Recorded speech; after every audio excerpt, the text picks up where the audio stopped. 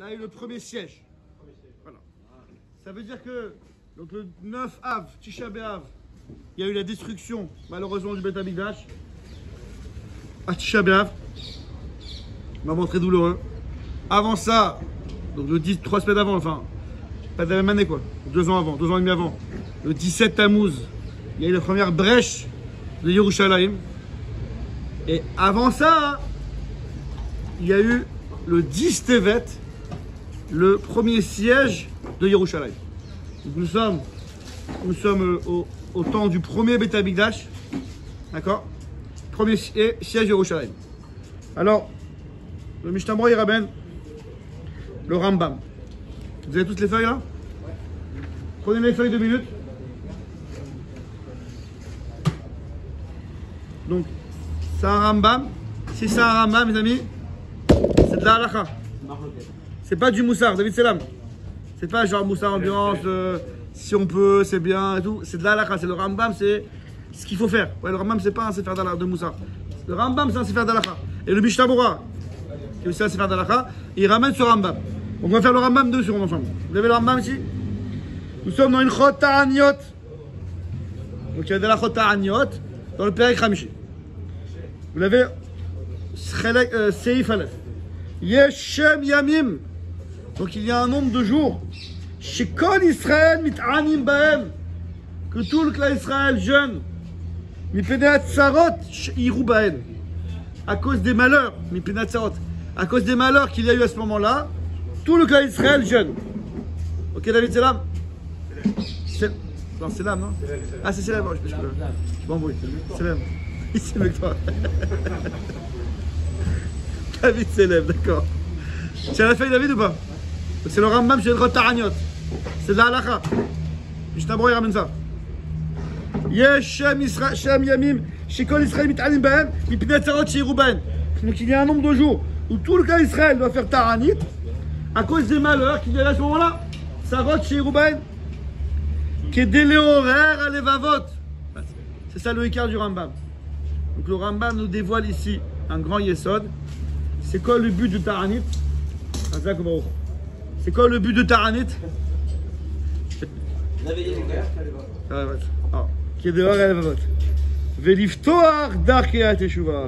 Et ouvrir les portes de la Teshuvah.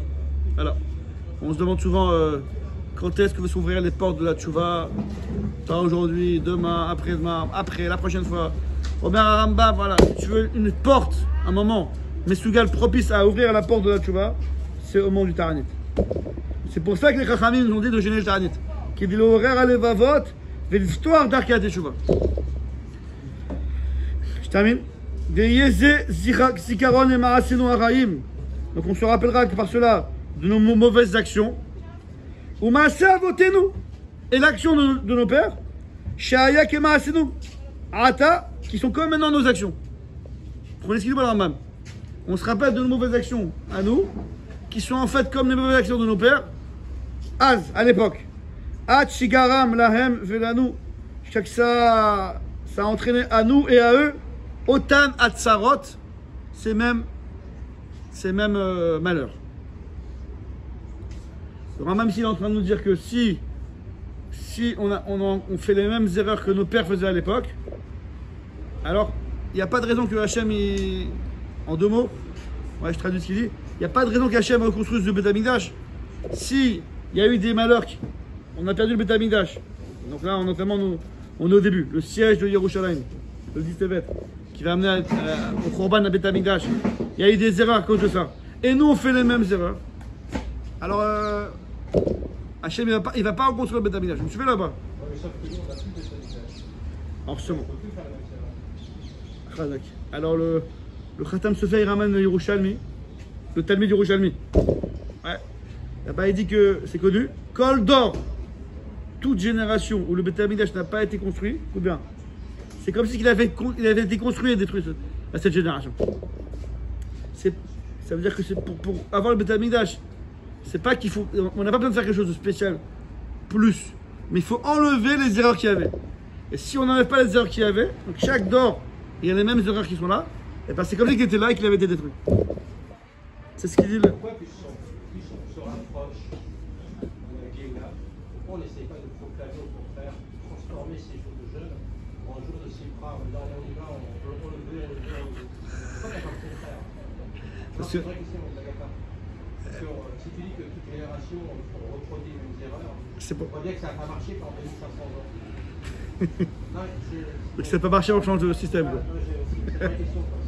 Non, mais la réponse c'est que tant qu'on n'est pas Zochet de la Géoula, il faut être Zochet de la Géoula. On peut pas faire semblant. Non, c'est parce que tu peux faire semblant. Justement, de changer ces jours de succès, on transforme le truc. C'est-à-dire qu'en fait, l'obsession de la grosse peine, maintenant ça suffit, on va créer de la joie, on réclame de là, c'est changer de. Je comprends ce que tu veux dire, mais. Parce que justement, on l'a perdu et qu'on le réclame. On ne sait pas si l'apporter. Tu vois, au contraire, stop. La vérité, c'est ce que tu dis, c'est ce qu'on fait de Shabbat, la vérité. Quand on se lamente, c'est pas ça on se lamente. C'est une manière de pouvoir. On va cacher nos grosses choses. On se lamente pour le retrouver. Mais. Je comprends ce que tu dis, mais l'étape d'avant.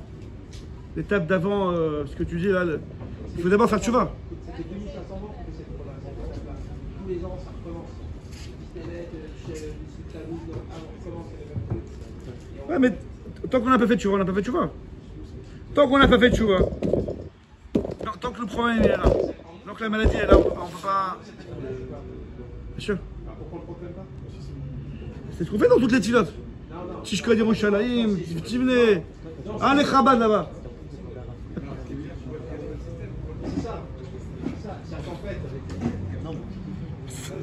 Il y aurait un meilleur système.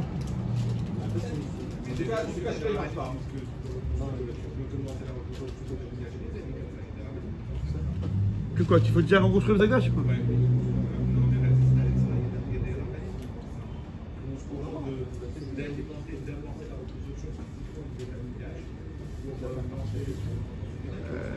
Je connais pas ces chitotes là. Je connais pas ces chitotes là, John. Peut-être David il connaît peut-être. Peut-être David il connaît ça, moi je connais pas ça. Je sais pas, je connais pas. Je connais pas cette chita là. Qu'il faut déjà. Tu te prépares toi là?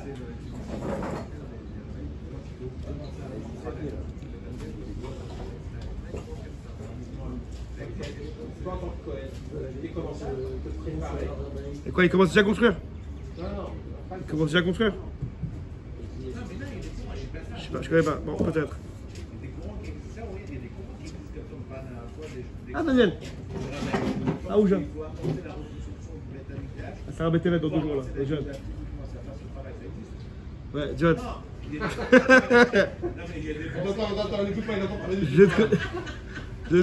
Je connais pas ces chitotes, John. Je connais pas. Non, tu veux pas connaître. Bon, c'était pas le sujet aujourd'hui.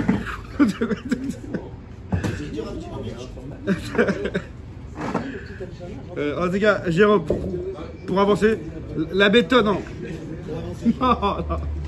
Non, c'est pas ça qu'il veut dire. Non, le Rambam, Jérôme, nos références, Ouyel, c'est le Rambam. Entre le Rambam, il dit quoi? Il ne parle pas de ça. En tout cas, c'est pas. Bon, en tout cas, le Rambam te dit, le Taranit, ça a été donné, qui est des liftoires à l'Evavot, pour ouvrir les horaires à l'Evavot, pour réveiller le cœur et porter. C'est pas le sujet comme parce qu'on est à Israël, on parle de choses d'autres. D'accord. Donc, c'est le Rambam nous dit que le jeûne a été donné pour réveiller les cœurs. Les horaires à l'Evavot, des liftoires d'Arkiat Teshuvah. C'est le Rambam qui dit ça. Le Mishnah il ramène ça. Mais bon, c'est un cours d'alakha qu'on fait, c'est pas un cours de ça. La halakha, c'est que le jour du jeûne a été donné pour réfléchir un petit peu. Si on jeûne, comme dit le Rambam, ce que tout à l'heure j'ai dit, c'est qu'on fait des erreurs. Ces erreurs, on voit que le Beth Amikdash n'est pas reconstruit. C'est qu'on fait les mêmes erreurs que nos pères ont fait, qui ont entraîné la destruction du Beth Amikdash. Le Yerushalmi, il dit que chaque génération qui n'a pas été reconstruite, c'est qu'on fait les mêmes erreurs, que s'il avait été là, il aurait été détruit. Donc on dit le Rambam, il faut faire tchouva sur les erreurs qui ont amené au Beth Amikdash. Donc notamment Sinatrinam, ouais, la haine gratuite. Alors qu'est-ce qu'on appelle la haine gratuite? Comment le Chavetz Chaim il traduit? Je viens, merci beaucoup. Comment le Chavetz Chaim il traduit la haine gratuite? David Marek, tu connais un juif qui a de la haine gratuite? Sinatrinam, tu connais ce mot Sinatrinam? Est-ce qu'il y a un juif qui a de la haine gratuite? C'est quoi la haine gratuite? La haine gratuite, faut être vraiment un arabe de chez arabe, quoi, pour avoir de la haine gratuite. Alors il dit le Chavetz Chaim, il dit c'est ça, il me dit la haine gratuite, c'est quoi? C'est la shonara. Ouais, c'est la shonara. Le gars, il parle sur quelqu'un, il n'a pas vraiment d'intérêt, c'est juste pour se lâcher, peut-être qu'il ne se rend pas compte, mais c'est le résultat d'une jalousie qu'il a envers lui, etc. et tout. Ça s'appelle Sinat Rilam. Ça ne veut pas dire que s'il y a une sina qui est justifiée, on doit la faire. La sina, il ne faut pas avoir de haine pour un juif. Mais la shonara, il dit c'est ça ce qu'on appelle Sinat Rilam. Vous me suivez là-bas? Donc si pendant le jeûne, quelqu'un il s'assoit, il prend 2 secondes, il dit attends, le Rambam il dit que le jeûne c'est donné pour réfléchir, pour faire tchouva. S'il y a un domaine à faire tchouva, notamment par rapport au Beth Amikdash, ça serait Sinat Rilam, ça serait donc la shonara. Chavetz Chaim dit deuxième chose. Jérôme, deuxième chose, pour pas arriver justement pour pas arriver à deuxième solution, comment une des solutions, hein, maintenant je suis pas en chiour de la shonara, mais c'est une des solutions pour pas arriver à la shonara, c'est avoir le réflexe, la doun et kol adam, les kafsrot, et juger chacun de manière favorable. Ça veut dire, nous on a toujours la critique en premier lieu. Le gars il arrive en retard à la choube, il s'est réveillé en retard. Le gars il a ça, toujours on a l'œil critique. Changer, c'est très dur, hein, c'est toute une vie quoi. Mais je commençais un peu à changer et bémat, à trouver des casse-routes. Si l'homme il voit positif, il pense positif, et donc ça limite la shonara. Ok les amis? C'est bon pas Morgane? Merci beaucoup. Les sucres. Quoi, pardon? Les sucres. Les sucres.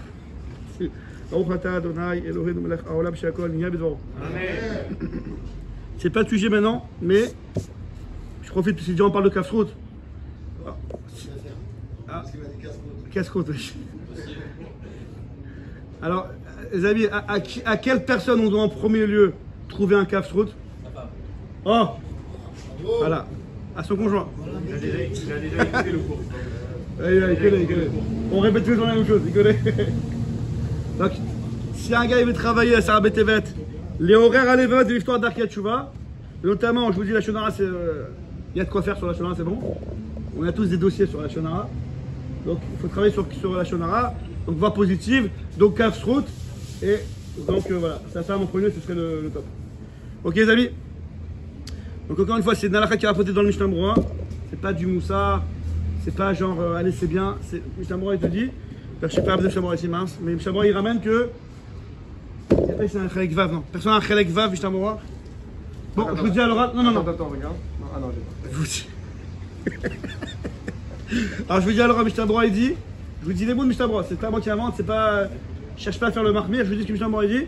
C'est pour ça que les gens, le jour du Ta'anit, qui se promènent, ou qui dorment toute la journée, ou qui cherchent à. On dit en français à tuer le temps. Ouais. Ils cherchent à tuer le temps. Ah, c'est dommage. Il dit c'est dommage parce que on est passé à côté de Morgane. On est passé à côté de l'idée du Ta'anit. Il y a faire la halakha technique et il y a faire l'idée de la halakha. Le gars technique, il n'a pas mangé pendant tout le jeûne. Bon, c'est bon. Dans le ciel, taxe, il a les deux, c'est bon. Il a envie, il a fait son Ta'anit. Mais l'idée du Ta'anit, c'était de réfléchir, de prendre du temps. L'histoire d'Arkia Tchouva. Et comme toujours, on rappelle, lorsque dans le temps il y a quelque chose, c'est propice. C'est Mesougal. Il y a une Ségoula ce jour-là, que d'autres jours qui sont plus difficiles, ce jour-là c'est Mesougal à ouvrir les cœurs pour la Tchouva. Donc c'est un moment important. Comment tu veux prendre le temps un vendredi alors que Shabbat ça rentre à 4 heures? C'est une bonne question. Franchement, il y a tellement de trucs à faire. 5 minutes. Ah, Au lieu d'arriver ici à 8h15, 8h10, t'arrives à 8h10. du mal à Logiquement, le fait qu'on ne branche pas, on se déconnecte du matériel, on se branche plus que le Bravo. Ça c'est écrit dans le marché. Que le jour Ta'anit, comme on est déconnecté du matériel, alors on va. C'est un tremplin pour plus se rapprocher de la spirituelle. Mais il faut le faire. C'est pas automatique. Oui, mais le fait qu'on jeûne, ça nous met en posture de. D'accord? Mais il faut passer le gap. D'accord? Donc t'as passé la clé, mais il faut ouvrir la porte.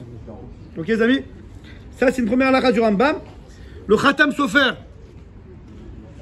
Morgane, le Khatam Sofer nous dit d'où le Rambam il sait ça. C'est quoi le mécor du Rambam? David Marek, c'est quoi la source du Rambam? Moi, je vous fais à l'oral. Dans votre feuille, vous l'avez en bas, le Khatam Sofer, mais je vous le fais à l'oral vite fait. Donc, non, nous, on aurait pu croire que.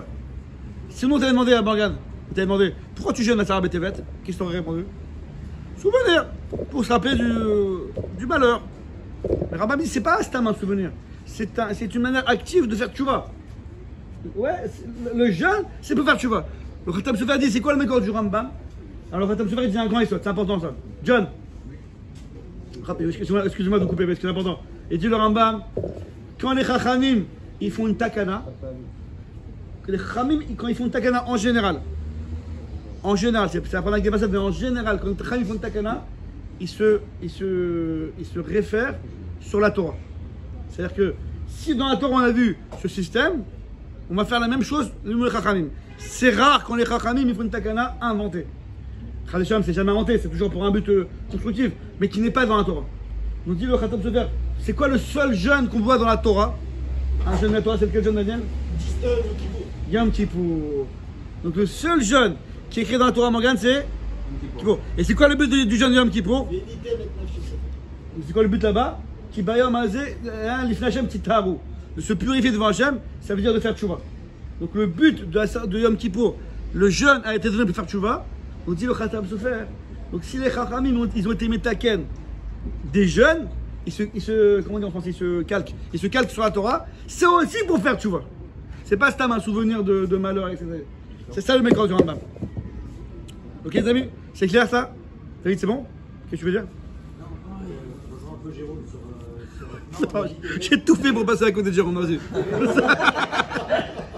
Il revient. On n'a pas l'impression de voir une vraie différence. On a l'impression de voir en Tchouva, à la fin, on aurait pu imaginer un Maasé à Vatrinam. Non, mais. Non, tu justifies ça. Je pense que vous avez raison, à Tchabav, c'est ce qui se passe à Tchabav. Quand on fait les keynotes et tout. Non, je parle du télé. Il a raison, ça veut dire pas. On fait juste pas l'erreur, mais on fait pas de tikkun. La tchouva, c'est Klali, Hanouka, il y a tchouva, un truc. On n'a pas l'impression qu'il y a un assez spécial en direction. Alors, tu m'aurais dit presque, on ne parle même pas du Beth Amikdash.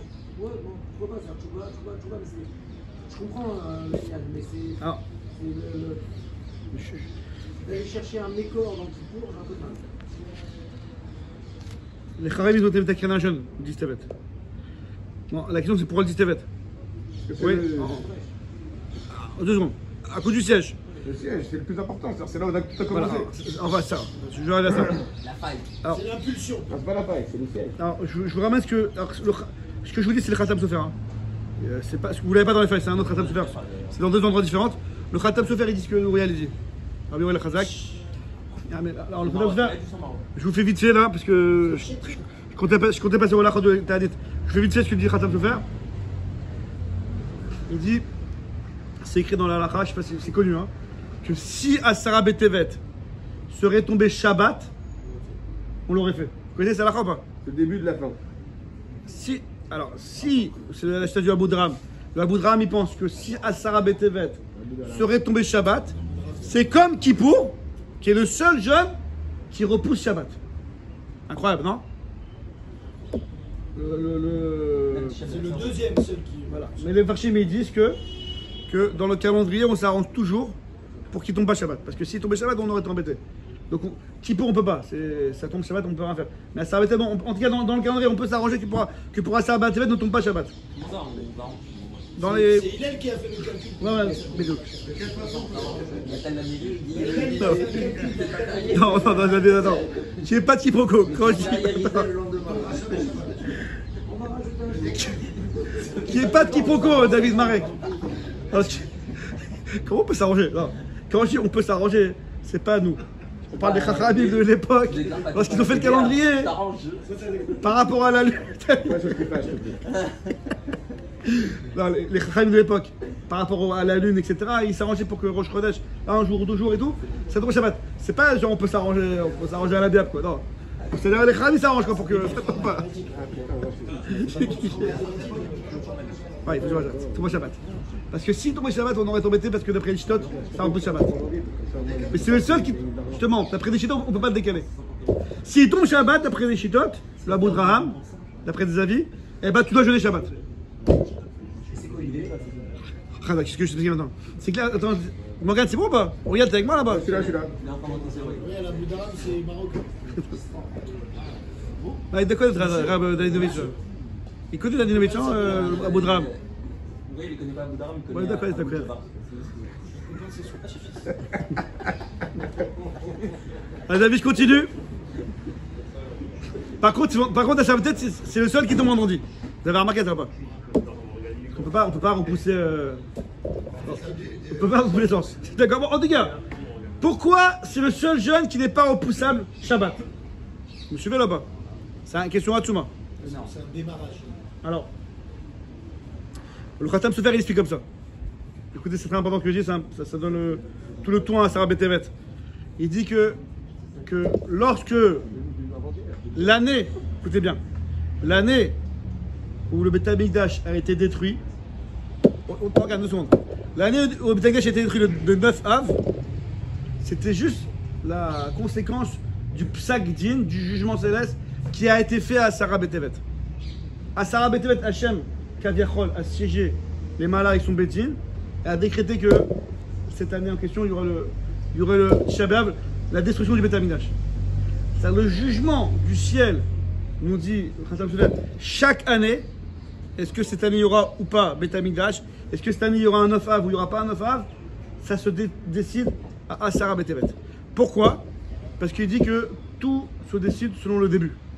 Du fait que le siège de Yerushalayim, ça a été fait à Sarah Betevet, c'est là où Hachem il a décidé qu'il y aura le Shabbat. Alors j'explique ce qu'il il s'explique un petit peu. Il dit que lorsqu'Hachem il envoie quelque chose, une grande pouranout, il prend l'exemple de la tour de Babel.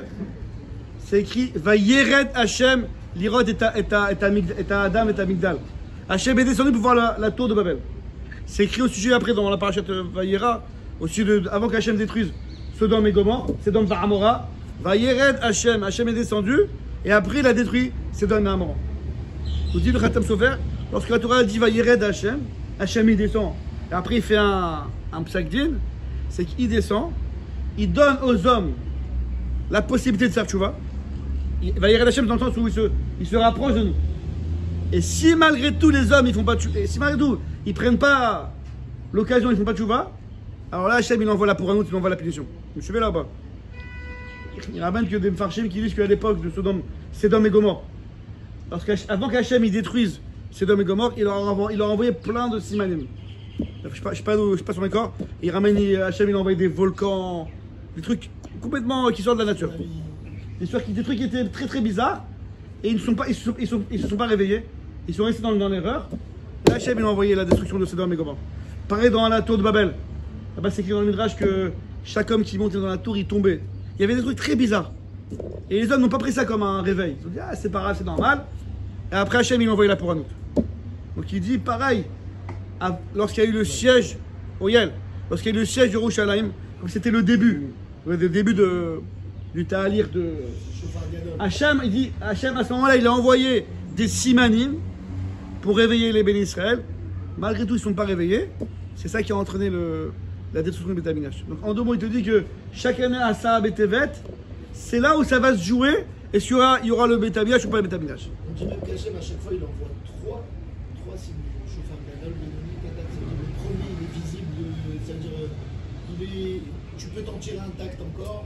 Le deuxième à peu près, le troisième c'est déjà le premier. Alors je sais pas si cette année le Corona ça rentre dans ce qu'il dit là, je sais pas. Il a dit que Hachem avant d'envoyer un Psak Din, il envoie des simanim bizarres pour se réveiller. Bon. Alors il ramène que c'est bon jusqu'à là ou pas? Donc à sa tête. Ils jeûnent 3 jours, des gens pieux, ils jeûnent Chet, Tet et Yud, parce que Chet et Tet aussi il y a eu des mauvaises décisions. Est-ce que c'est clair jusqu'à là ou pas? À Sarah Betevet, c'est pas seulement un souvenir de la destruction du Beth Amikdash, c'est à ce moment-là qu'on va juger est-ce qu'il y aura ou pas le Beth Amikdash. Comme ça il ramène le Khatam Sofer, hein, c'est assez chidouchique, mais bon, comme ça il ramène le Khatam Sofer, il dit c'est bon jusqu'à là ou pas? David, c'est bon? Donc il dit étape suivante, c'est pour ça que si ça tombe Shabbat, on ne l'aurait pas repoussé. Pourquoi? On a un principe que quand est-ce qu'on repousse un ta'anit? Quand c'est un souvenir. Et quand c'est un ta'anit concret pour décider quelque chose, il dit l'épreuve, vous connaissez le concept de ta'anit chalom? Ta'anit chalom. un mauvais rêve. Ouais. Vous connaissez le principe de Ta'anit Chalom? Tu perds tes dents. Je rentre pas dans les détails. On va faire tour. Si Ouais, vous bon. rêvez ce soir, c'est normal. Voilà, c'est ça. Je peux avoir dans le cas. Il y a certains chalom, certains rêves dans la halakha que Chadeshem, si on a jeûné ces rêves-là, alors il faudra jeûner. Bon, je ne rentre pas dans les détails. Pourquoi on jeûne même Shabbat? À cause de ces rêves. Parce que si le gars il a fait ce rêve, c'est qu'Hachem lui envoie un siman. Si Hachem lui envoie un siman, c'est qu'il va faire tchouva. Donc son jeûne de tchouva, c'est pour enlever Chadeshem une xag sur lui. Donc c'est pas un tsar, c'est pas un tsar de jeûne, c'est un oneg. C'est un quoi? Un oneg. J'explique. Dans les deux cas, il y a un Si tu veux, ça on en parle. En tout cas, l'idée que c'est pas un tani de tsar. Au contraire, c'est un tani que le gars il veut pour enlever la xara chez lui, pour pouvoir les fêtes, etc. Donc il dit le Khatam Sofer, je termine avec ça.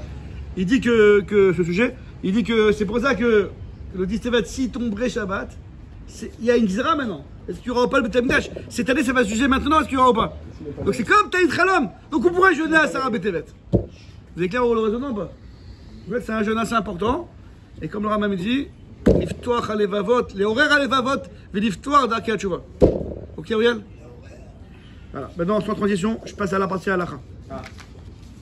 Ça aussi, c'était de l'halakha, je vous ai dit. C'est écrit dans le Shlamora. Il dit Chazak. Alors, on va parler un peu du Ilchot Ta'anit. Alors, encore une fois, en principe, c'est théorique parce qu'il y aura Mashiach, Bezrat Hashem, mais. Hein, Auriel? Pourquoi? Mais dans le cas où on n'a pas été zoché, alors il faut quand même connaître la halachot. Daniel, on va commencer du plus petit au plus grand. Est-ce que les enfants, Le plus grand, c'est Auriel. les enfants moins de 13 ans, les filles moins de 12 ans, est-ce qu'ils jeûnent ce jeûne ou pas? Bah oui. Il n'y a pas de trinour sur Ta'anit. Ça veut Non, dire. mais là, c'est pas un. On connaît bien les règles, hein, pratique, comme c'est ça. pas un souvenir. Comme les impôts, ils connaissent bien comment Allez, ça c'est se la passe. chose. Oui, c'est à cause du Beth Amikdash qui est détruit. Alors, le seul jeûne qu'on éduque les enfants quelques heures au fur et à mesure des années, c'est Yom Kippour. Le reste, on ne jeûne pas. Mais cependant, pardon? Pareil. Cependant, les amis, Auriel, Mashiach, Chiac. cependant, les amis, il faut profiter, John, il faut profiter de ce moment-là pour éduquer les enfants à se restreindre au minimum. Ça veut dire, ils disent les poskim, que Dématérialisé. on ne va pas faire jeûner un enfant moins de 13 ans, moins de 12 ans, d'accord, c'est clair, mais il dit écoute, ok, Zat Hashem, l'année prochaine, il y aura le Beth Amikdash, donc je ne vais pas t'éduquer à jeûner au Beth Amikdash alors que il y aura le Beth Amikdash l'année prochaine, on est d'accord ou pas? Donc on va renforcer la Emouna à ce moment-là à l'enfant. Pourquoi tu jeûnes pas mon fils? Il faut l'expliquer, il faut parler avec les enfants. Ouais, Daniel, il faut parler avec les enfants quoi. Non, je rigole. Ok, c'est pas tu jeûnes pas, c'est bon, et je t'explique. Tu jeûnes pas parce que pourquoi tu jeûnes? Pourquoi tu aurais dû jeûner? Parce que tu es un ange de chinour, tu as moins de 13 ans. Donc chaque visa que tu fais, les tfilotes, la prière, les brachot, Shabbat, c'est pour t'éduquer quand tu seras grand, Bezrat Hashem. Mais ça, j'espère, non, donc nous renforcer la Emouna. Bezrat Hashem, il y aura le Beth Amikdash qui va être construit, Od Mehat. Donc pourquoi t'éduquer à quelque chose qui ne servira pas? Au contraire, je t'éduque à quelque chose qui est mauvais. Donc c'est pas la peine de manger. C'est pas la peine de jeûner. Mais, en première chose, l'éduquer à la Emouna, que tu jeûnes pas parce qu'on a la Emouna qu'il y aura le Beth Amikdash. Mais deuxième chose, ça, ils disent les Farshim, c'est que dans chaque jeûne, il y a deux choses. Il y a l'éducation au plus tard, ça c'est pas la peine. Mais il y a aussi les Ishtatef, Betsahar chez Klal Israël. C'est vrai que toi tu jeûnes pas, mais tout Klal Israël est en train de jeûner. Ils disent les Farshim, sensibiliser l'enfant. Ok, il est petit, hein. Pas besoin de faire un cours de Moussa pendant 3 heures. Sensibiliser un petit peu dans ces mots, que si tout le monde jeûne, on ne peut pas nous manger comme on veut, des frites, des glaces, des bonbons, et tout le reste il jeûne. C'est pas, il faut ça les Ishtatef, Betsar, Shka Israël. Le Alenu, il y a un copain qui est en deuil. Le Alenu, ça existe. Donc c'est pas quelque chose, c'est pas ma famille. Ok, mais il est en deuil. T'es Mishtatef avec lui. Tu t'associes Kavichol à son deuil. Pareil ici. Tout là, Israël est un petit peu en deuil par rapport au Beth Amikdash.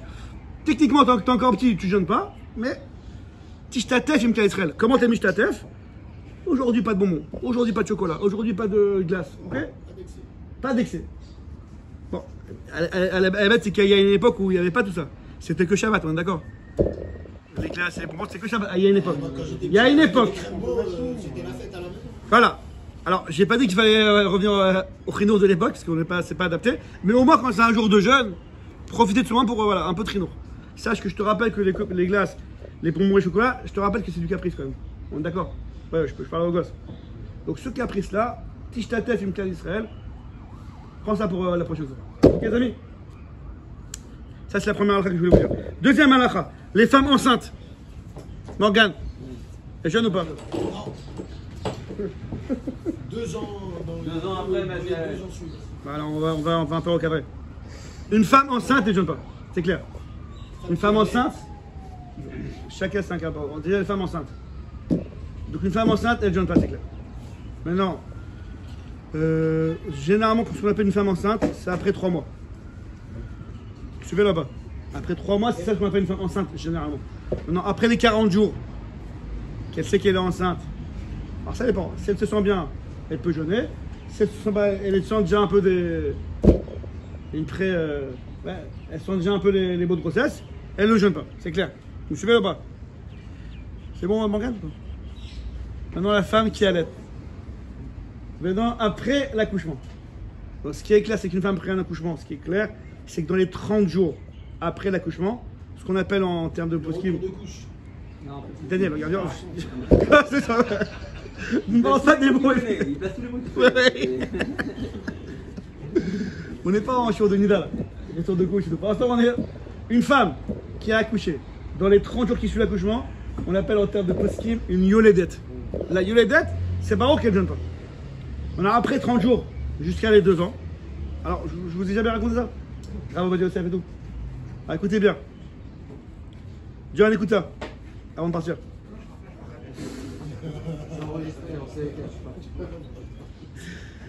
Alors, ce que je vous dis, c'est son fils. Donc, l'actuel Rishon LeZion d'Israël. Rav Yitzhak Yosef. Donc, je vous dis, c'est celui qui a raconté ça en shiur du Lavian, du samedi soir, devant tout le monde, ouais, d'accord? Il y a quelques années. C'est pas une invention de moi ou. C'est lui qui a dit au Lavian. Il a dit, mon père, pendant des années, mon père, pendant des années, il disait qu'après une femme, pendant 2 ans, elle ne jeûne pas. Ouais, elle a encore les séquelles de l'accouchement, etc. Elle est encore faible, elle ne jeûne pas. Donc il dit, mais mon père, avant sa ptira, il est en Tafshin Ain Gimel. Des gens, là-bas, il dit en Tafshin Samer Zain. Donc déjà 4-5 ans avant sa ptira, il dit, mon père, il a été Choser. Il a changé d'avis. Parce qu'il y avait d'autres poskim, il a vu d'autres choses. Il a vu que finalement, les femmes de nos jours, écoutez bien l'idée, c'est que quand on disait à l'époque qu'une femme pendant 2 ans, elle est faible, elle ne jeûne pas, on parle qu'une femme après l'accouchement pendant 2 ans, elle était à la maison, elle se reposait. Il dit, son père, il rapporte la parole de son père. Hein. Il dit, mais mon père, il a vu que c'était plus comme ça. Les femmes, après je sais pas, 2 mois, 3 mois, après ce qu'on appelle le congé de maternité, la femme, elle reprend le boulot, elle reprend ses activités. Il dit donc, en théorie, une femme qui reprend ses activités, c'est qu'elle a repris de la force, elle devrait jeûner. Cependant, Yoni, il dit Rav Yitzhak Yosef, au nom de son père, c'est au cas par cas. Si une femme, même on est après les 30 jours, on est avant les 2 ans, elle se sent bien, qu'elle jeûne. Elle se sent mal, qu'elle jeûne pas. Elle ne sait pas son matzav, qu'elle commence le jeûne, selon ce qu'elle sent. Elle voit que finalement, elle pensait qu'elle avait un truc du corps, mais finalement, ça la fatigue trop, elle peut casser. Elle reprend, et voit que tout se passe bien, elle continue. Pardon? Je ramène tout, je prends là, je ramène pas. Ouais. Internet, c'est forcément subjectif. Le union de l'allaitement. Oui, évidemment. Oui, Khazak, oula. Les amis, évidemment, j'ai oublié le Icar, excusez-moi. Attends, David, c'est là avant que tu partes. Tout ce que je vous dis maintenant. Non, vas-y. Mais là, Morgane, merci beaucoup, tu m'as sauvé la vie. Mais là, je vous aurais dit une erreur là. Je parle d'une femme qui n'allait pas. Mais là, ouais, bon. Évidemment, ouais. Si une femme allait, c'est pas de question. Une femme qui allait, concrètement, elle ne jeûne pas. Même si ça dépasse les 2 ans. Ouais. Ouais. Mais là, Les 2 ans, les 2 ans. Une femme qui allait de manière concrètement, Morgane, une femme qui allait concrètement, soit totalement, Auriel, soit partiellement.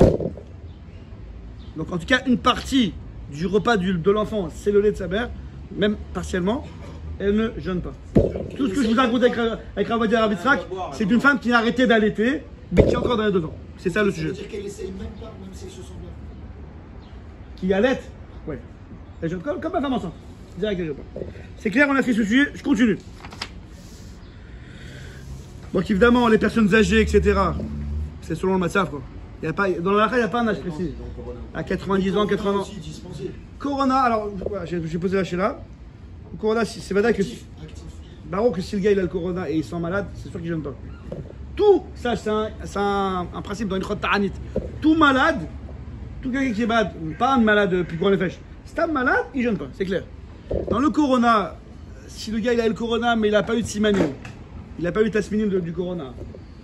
Mais alors, ça dépend. C'est un peu comme la femme qui a allaité. S'il sent mal et tout, même s'il n'a pas de fièvre mais il se sent mal, qu'il ne jeûne pas. Mais s'il voit qu'il sent bien, mais il a pas, encore une fois, il n'a pas de tasminim, il n'a pas de fièvre, et il se sent bien, qui jeûne et au fur et à mesure du temps, qui verra. C'est bon? Maintenant, Mais pareil, il doit diminuer les repas. ça c'est de manière générale, ça. Comme l'enfant avec le rideau. De manière générale. Pas d'excès. Si, ouais, t'as raison.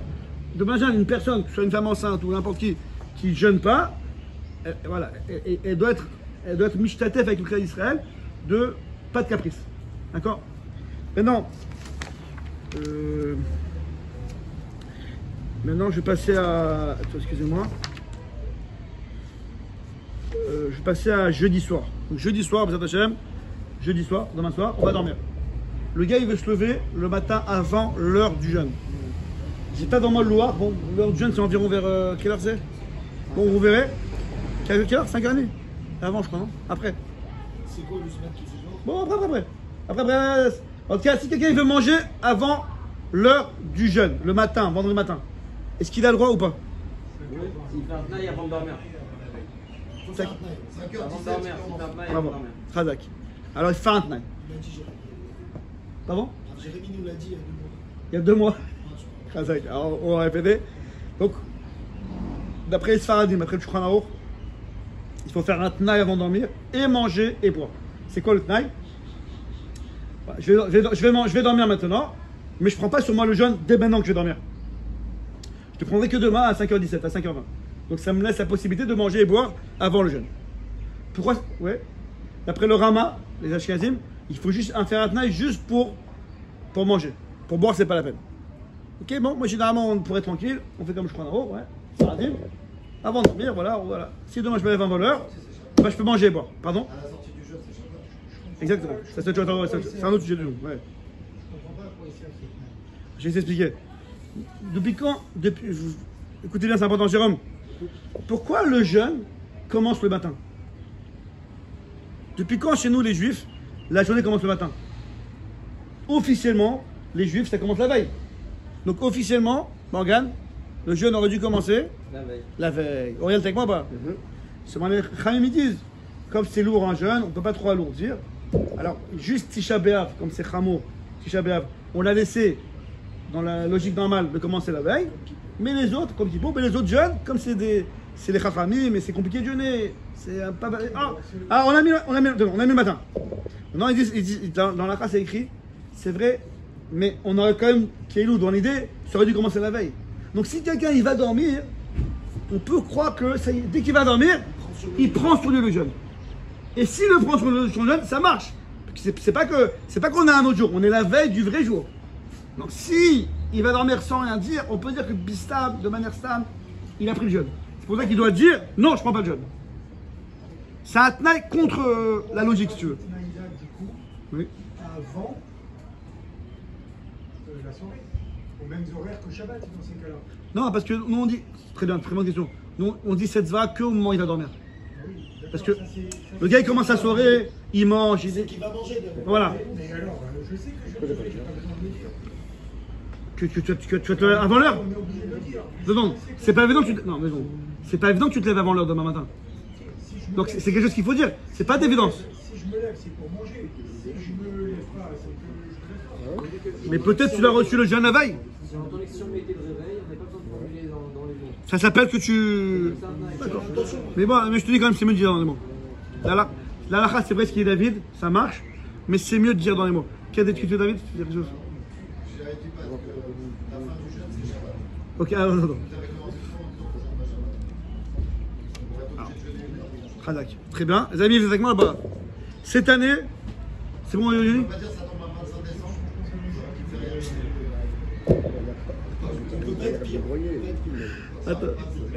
Attends, les amis. Les amis, dites. Khadé Shalom. Les amis, il nous reste 5 minutes, les amis. Alors, juste. Alors, les amis, Morgane, une seconde. Uriel, cette année, ça tombe vendredi. Alors, malgré, les amis, vous êtes avec moi là-bas là. Malgré que le jeûne tombe vendredi, on fait tout normalement vendredi. On fait pas Kabbalah de Shabbat. On peut tout normalement, on peut se laver à l'eau. Ouais, je parle vendredi dans l'après-midi. Aller laver à l'eau chaude, couper les ongles, et il n'y a aucun problème, d'accord? Vous n'êtes pas avec moi les copains là? Oui? John? Marek, il est là. Bon, on verra ça après. On termine, on a 5 minutes. Il y a une chita que le jour de jeûne, en général, pas vendredi. Il y en a qui, mais ça va, il y a même une chita que le jour de jeûne, il y en a qui sont mahmir en jour de jeûne, de se comporter un peu comme en deuil. Donc ils ne se lavent pas le jour de jeûne, etc., etc. Nous, quand ce jour de jeûne est tombe vendredi, comme cette année, il n'y a aucune restriction. On se lave à l'eau chaude, on coupe les ongles, on se prépare à Shabbat, normalement. Ça, c'est clair. Maintenant, regarde, David Marek a soulevé un problème, c'est que effectivement, lorsqu'on va rentrer dans le Shabbat, on est encore en jeûne. Or, Shabbat est déjà rentré. Alors, c'est vrai, la halakha, c'est que même si on rentre dans le Shabbat, on est encore en jeûne, c'est pas grave. On rentre dans le Shabbat et on est encore en jeûne. Par contre, il faut, après la tfila, se presser pour aller manger, faire le kiddush. Pas traîner. Bon, généralement, on n'est pas intéressé à traîner, mais bon. Si c'est... Parce que on autorise, entre guillemets, on autorise ce petit jeûne à l'entrée de Shabbat parce que c'est la fin du jour de vendredi, mais pas plus. Dès qu'on a fini à être fini, on doit vite rentrer à la maison pour faire le kiddush. Pour pas empiéter sur le kvod Shabbat d'être en jeûne. C'est clair ce que j'ai dit ou pas? Ça c'est une chose. Excusez-moi. Si une femme... David, il reste une seconde. Arrête de dire tout à l'avance. Si une femme... Écoutez-moi, je termine avec ça. Donc, on va dire que la nuit, elle est à 5 heures. Je sais pas. Fin du jeûne, on va dire 5 heures. Ok? Le gars, il va à la choule, Kabbalah Shabbat, les Chadodi, Ma'ariv et compagnie. Il va rentrer chez lui, il va être 5h30, 5h40. Si la femme, à partir de 5h, donc le jeûne officiellement est terminé, mais elle fait attendre son mari, c'est dur pour elle, alors elle peut faire kiddush, mais elle doit absolument manger un kazaï de maisonnot pour valider le kiddush. Monsieur, généralement, écoutez bien ce que je dis, c'est important ce que je dis maintenant. Généralement, quand on dit que maisonnot, ça suffit pour faire le kiddush, c'est pour le kiddush du matin. Généralement, le kiddush du soir, on n'autorise pas avec maisonnot. Mais spécialement au jour de jeûne, si la femme, elle sait qu'elle attend son mari, ça va être dur pour elle, on peut autoriser le kiddush avec maisonnot kazaï. C'est clair ce que je dis? Il y a un problème. Pourquoi? Parce que délibérément, tu vas manger avec une femme alors qu'après tu vas faire le métier. Ça, c'est pas un problème, Rabbi. Après, toi qu'il arrive, il y a du temps. Il y a un F sec. Ça, c'est un autre problème. Mais en tout cas, il n'y a pas de problème. C'est bon, amis, c'est clair? Je dis, c'est bon? Pourquoi pas? Pardon? Une femme à 5 h du soir, Shabbat, ça c'est déjà Shabbat. C'est déjà la nuit. Donc officiellement, le jeûne il est fini. Pour manger, elle doit faire kiddush. Mais avec kazaï de moins d'autres. Juste, j'ai précisé pour pas qu'il y ait de quiproquo, j'aime bien quand c'est clair. Que ce que je dis maintenant, c'est que pour le soir du jeûne. En général, on ne fait pas kiddush le vendredi soir sur maisonnot. On fait sur le pain et c'est tout. Ce qu'on autorise maisonnot, c'est pour le Shabbat matin. Je me suis pas jusqu'à là. Mais spécialement par rapport aux jeunes, pour les femmes c'est un peu lourd, alors on peut autoriser le soir. Et alors, et du coup, si elle fait comme ça, le vendredi soir, on refait le kidouche? Bravo. Bien sûr. Si on refait le kidouche, c'est pour les femmes. Non, pour toi. Parce qu'on l'a déjà fait pendant Arvit. Alors, la match, c'est super parce que c'est extraordinaire parce que je comptais Shabbat prochain. Mercredi prochain, on reprend une Shabbat, ouais. On a fait une pause avec Hanouka et je comptais passer à une Kiddush. Ouais, on a fait un Dakat Nerot, on passe plus. Donc faire le Kiddush, c'est à part l'histoire de la Tfila. C'est deux choses différentes, on va expliquer ça. Il y a le Kiddush que tu fais à la maison et la Tfila. Khazak. C'est deux choses différentes. C'est clair, amis? J'espère que c'était théorique. Les Binyan Betamikdash, les Bira Bemenou, Amen. Sinon, nous sommes calmes pour tout le monde.